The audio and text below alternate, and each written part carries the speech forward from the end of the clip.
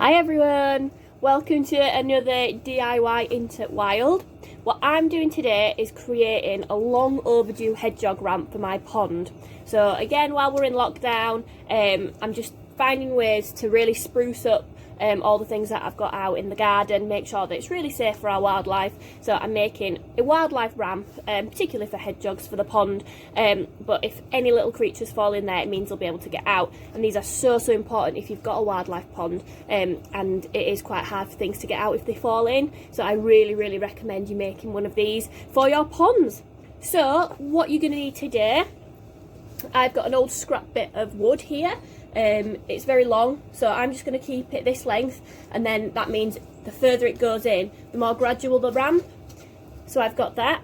I also have these bits of off-cut wood as well, and these are going to be the grips that go across the ramp itself, so that the hedgehogs and things can grip as they climb their way out. So I'm going to cut these to size and stick these on as well.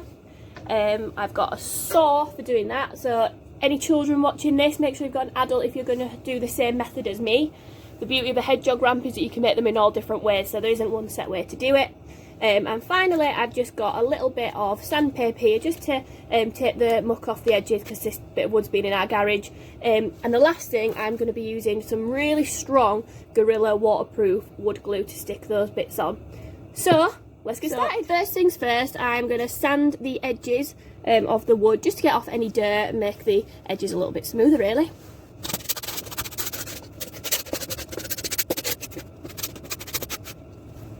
Okay, so that's that done. Just needed a really quick little touch up, that's all. So the main thing now, obviously, like I said, my ramp is the perfect width. I'm keeping it the length, so all I need to do is measure my doweling and saw that, really. So that's next. Okay, so I'm going to put my doweling on the edge, see if you can see that, just like that, and I'm going to do that the whole width of the board, so that's to the end there. Use my pencil and just draw a line. Doesn't have to be neat, because at the end of the day this is going in the pond, and it's just for things to get a grip and get out. So I've done that. I'm going to now use this piece, saw it, and then use this as a guide for the rest of my sizes as well. Okay, so having a dad and granddad who are very much into their DIY and tools, we have a little vise here that I'm putting my dowel in just to hold it. But obviously you don't have to use one of these, you can just balance it on the table, whatever works for you, and then get sawing.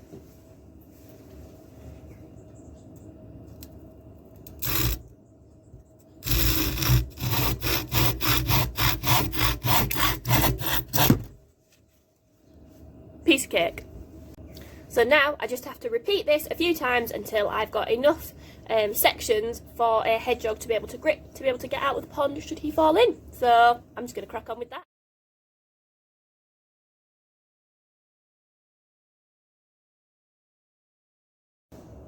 Okay, so that's my last piece cut. So here are all my individual grips that are going to allow hedgehogs or anything like that that fall in to be able to climb out. It's not just great for mammals though, so obviously frogs, newts, toads, things that go naturally in your pond that you more associate a pond with. It just means that the babies, the froglets, toadlets will be able to climb out much more easily. Now, they were able to get out of my pond in the spring just gone without a ramp, but I've got lots of plants that are quite tall and they're using that to jump out, but it's just another entry and exit point really. So next thing is to stick these on the ramp. So I've laid out where I would like these bits to go on the ramp. As you can see, it doesn't go all the way to the bottom, but it doesn't really need to, because if there's something swimming on the surface like a hedgehog, it'll be going halfway onto this anyway. So I've laid them out. Now what I'm going to do is grab my glue and stick these down really well. Leave those to dry, and then we'll go put it in the pond.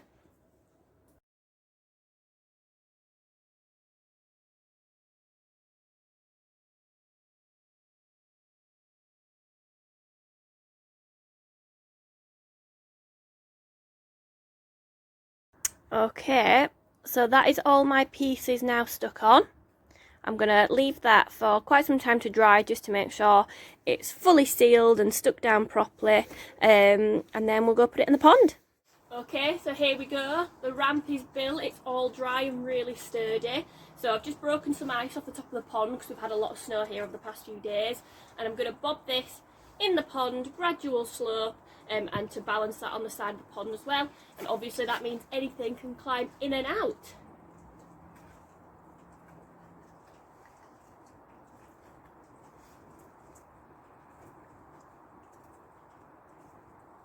So there we go, that is my ramp, firmly in the pond and ready to use. Thanks for watching, guys. I hope this has inspired you to do some more things in your pond and make sure that wildlife is really going to benefit from what you do. Alright?